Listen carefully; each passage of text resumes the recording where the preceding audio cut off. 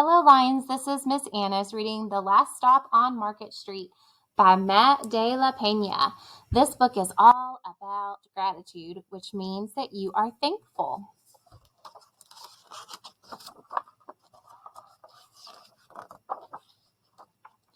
CJ pushed through the church doors, skipped down the steps.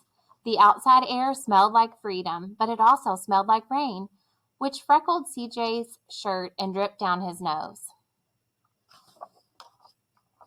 He ducked under his Nana's umbrella, saying, "How come we gotta wait for the bus in all this wet?" "Trees get thirsty too," his Nana told him. "Don't you see that big one drinking through a straw?" CJ looked for a long time, but never saw a straw. From the bus stop, he watched water pool on flower petals, watched rain patter against the windshield of a nearby car. His friend Colby climbed in, gave CJ a wave, and drove off with his dad. "Nana, how come we don't got a car?"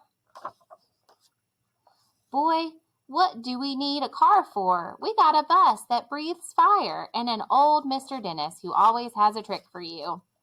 The bus creaked to a stop in front of them. It sighed and sagged, and the doors swung open.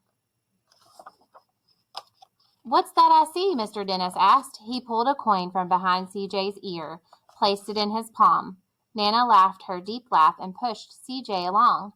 They sat right up front. The man across the way was tuning a guitar. An old woman with curlers had butterflies in a jar. Nana gave everyone a great big smile and a good afternoon. She made sure CJ did the same. The bus lurched forward and stopped, lurched forward and stopped. Nana hummed as she knit. "How come we always gotta go here after church?" CJ said.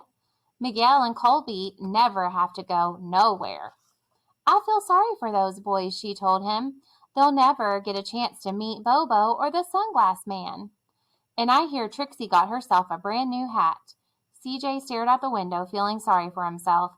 He watched cars zip by on either side, watched a group of boys hop curbs on bikes. A man climbed aboard with a spotted dog. CJ gave up his seat. "How come that man can't see?" "Boy, what do you know about seeing?" Nana told him. "Some people watch the world with their ears." "That's a fact, their noses too," the man said, sniffing at the air. "That's a mighty fine perfume you're wearing today, ma'am." Nana squeezed the man's hand and laughed her deep laugh. Two older boys got on next. CJ watched as they moved on by and stood him back. "Sure wish I had one of those," he said. Nana set down her knitting. "What for? You got the real live thing sitting across from you. Why don't you ask the man if he'll play us a song?" CJ didn't have to. The guitar player was already plucking strings and beginning to sing. "To feel the magic of music," the blind man whispered. "I like to close my eyes."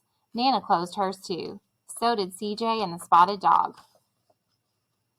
And in the darkness, the rhythm lifted CJ out of the bus, out of the busy city. He saw sunset colors swirling over crashing waves, saw a family of hawks slicing through the sky, saw the old woman's butterflies dancing free in the light of the moon. CJ's chest grew full, and he was lost in the sound, and the sound gave him the feeling of magic. The song ended and CJ opened his eyes. Everyone on the bus clapped, even the boys in the back. Nana glanced at the coin in CJ's palm. CJ dropped it in the man's hat. "Last stop on Market Street," Mr. Dennis called. CJ looked around as he stepped off the bus. Crumbling sidewalks and broken down doors, graffiti-tagged windows and boarded-up stores. He reached for his Nana's hand.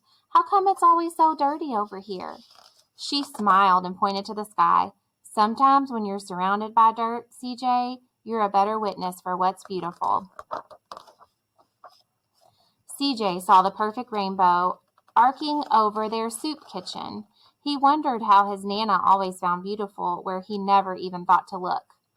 He looked all around them again, at the bus rounding the corner out of sight, and the broken street lamps still lit up bright, and the stray cat shadows moving across the wall. When he spotted their familiar faces in the window, he said, "I'm glad we came." He thought his Nana might laugh, her deep laugh, but she didn't. She patted him on the head and told him, "Me too, CJ. Now come on."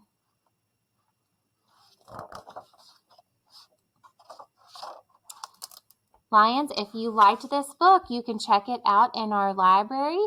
And two other books that this makes me think of. One is A Chair for My Mother, and that is a wonderful book, very similar to this book. And the other one is called Tar Beach.